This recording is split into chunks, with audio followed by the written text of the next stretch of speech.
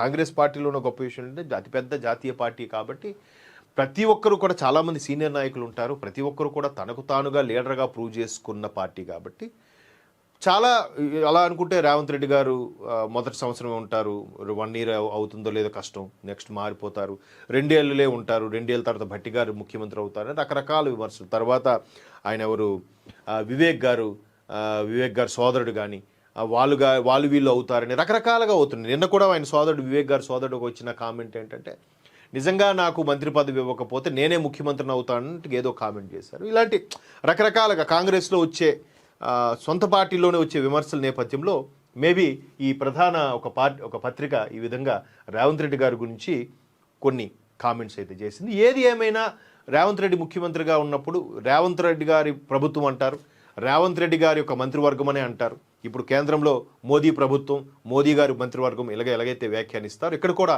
రేవంత్ రెడ్డి గారి ప్రభుత్వం, రేవంత్ రెడ్డి గారి మంత్రివర్గం ఇలాగే మాట్లాడతారు.